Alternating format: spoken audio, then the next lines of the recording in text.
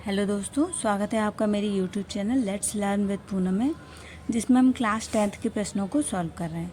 और आज हम चैप्टर 3.2 का फर्स्ट क्वेश्चन है, उसके थर्ड पॉइंट को सॉल्व करेंगे। तो क्वेश्चन है, निम्न रैखिक समीकरण युग्म को प्रतिस्थापन विधि से हल कीजिए। प्रश्न है 3x - y = 3, 9x - 3y = 9। देखिए इसको सॉल्व करते हैं।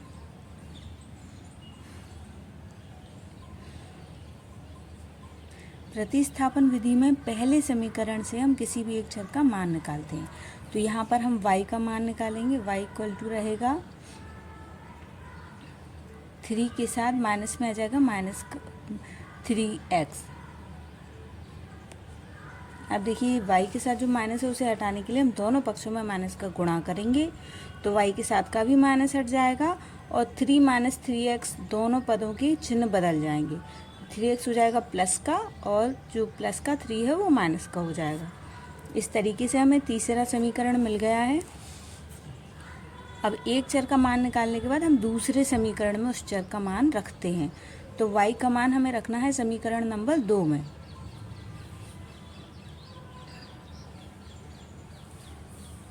जो कि है 3x 9x माइनस का 3y = 9।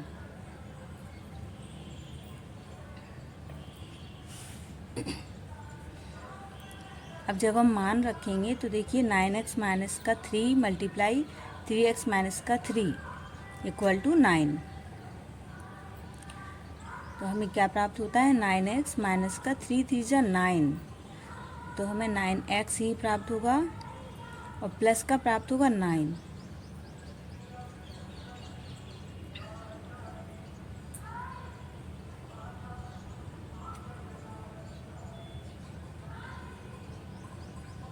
अब 9x से 9x कट गया क्योंकि एक प्लस का एक माइनस का है। अब यहाँ 9 से 9 इसलिए कटेगा क्योंकि बराबर की दोनों साइड के समान अंक कट जाते हैं अगर समान है तो इस तरीके से हमें x भी कट गया हमें, और जो अचर पद है वो भी कट गया, शून्य प्राप्त हो रहा है। तो इस तरीके के समीकरणों के अनेक हल होते हैं जिनमें x या y सारे पद गायब हो जाते हैं, शून्य बचता है। इस तरीके के समीकरणों में हम आंसर लिखते हैं समीकरण के अनेक हल हैं। तो चलिए हम दूसरे चौथे नंबर के प्रश्न को भी सॉल्व करके देख लेते हैं, जो कि है 0.2x प्लस 0.3y = 1.3। दूसरा समीकरण है 0.4x प्लस का 0.5y = 2.3। अब इस तरीके के प्रश्नों में क्या होता है, दशमलव केवल आपको डराने के लिए लिखा गया है, उसे हम हटा के इसे सिंपल फॉर्म में लिखकर फिर सॉल्व करेंगे। देखिए हटाते कैसे हैं, पूरे समीकरण में ही हम 10 का अगर गुणा कर देते हैं तो दशमलव गायब हो जाते हैं। तो हमें मिलेगा, जब 0.2x पद में हम 10 का गुणा करेंगे तो हमें 2x मिलेगा, और 0.3 में गुणा करने पर 3y, 1.3 पर गुणा करने पर 13 मिलेगा। पहले समीकरण में हमने 10 का गुणा किया और सिंपल फॉर्म प्राप्त हुआ समीकरण का। इसी तरीके से जो दूसरा समीकरण है उसमें भी हम 10 का गुणा करेंगे, और देखिए हमें 4x प्लस का 5y = 23 प्राप्त होता है। अब हमें यहाँ भी वही करना है। प्रतिस्थापन विधि में हम पहले समीकरण से किसी भी एक चर का मान निकालते हैं, तो इसमें भी निकालेंगे।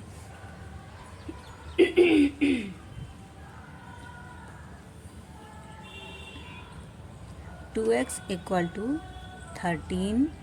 अब ये जो 3x प्लस का है 3y जो प्लस का है 2x के साथ, वो माइनस का हो जाएगा जब 13 के पास जाएगा। तो देखिए हमें क्या मिलेगा, 13 - 3y अपॉन में 2, जो 2x है उसका भी 2 चला जाएगा बराबर के राइट हैंड साइड। एक चर का हमने मान ज्ञात कर लिया, इसे हमने दूसरे समीकरण में रखना है।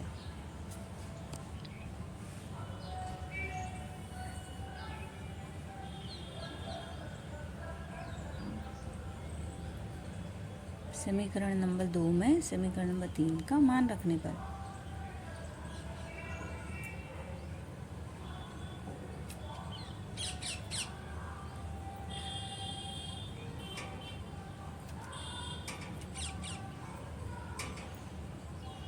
4x प्लस का 5y इक्वल टू 23। देखिए मान रखेंगे अब 4 कोष्टक में रहेगा 13 माइनस 3 अपॉन 2 प्लस का 5y 23 इक्वल में। अब देखिए 2 से 4 कट जाएगा, 2 2 ज़ा 4। अब इस 2 का अंदर मल्टीप्लाई करेंगे, 13 2 ज़ा 26 माइनस 3 2 ज़ा 6 y प्लस का 5y इक्वल टू 23। अब इन पदों को सॉल्व कर लेते हैं। 26 माइनस में y रहेगा, क्योंकि दोनों पद y वाले अलग अलग चिन्हों के हैं तो घटेंगे। हमें मिलेगा माइनस का y इक्वल टू 23 माइनस 26। अब देखिए यहाँ हमें जो 23 को 26 में से घटाएंगे तो माइनस का 3 मिलेगा, और बराबर की दोनों साइड माइनस है वो आपस में कट जाएगा, तो y का मान हमें मिला 3।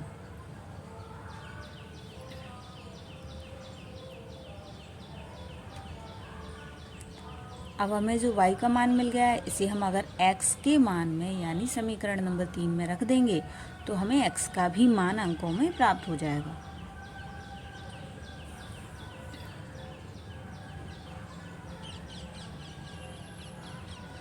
x बराबर 13 माइनस 3y अपॉन 2। देखिए अब मान रखेंगे 13 माइनस 3 मल्टीप्लाई 3 अपॉन 2 क्या मिलेगा, 13 माइनस 9 अपॉन 2। इसमें घटाएंगे तो हमें मिलेगा 4 अपॉन 2, काटने पर मिलेगा 2। इस तरीके से हमने x का मान भी निकाल लिया है।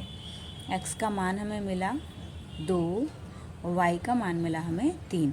इस तरीके से देखिए दोस्तों, बहुत ही सिंपल विधि है प्रतिस्थापन विधि जो हमने सॉल्व कर लिए। तो दोस्तों अगर हमारा ये वीडियो आपकी किसी भी तरीके से मदद करता है तो हमारे इस चैनल को लाइक शेयर और सब्सक्राइब ज़रूर करिए।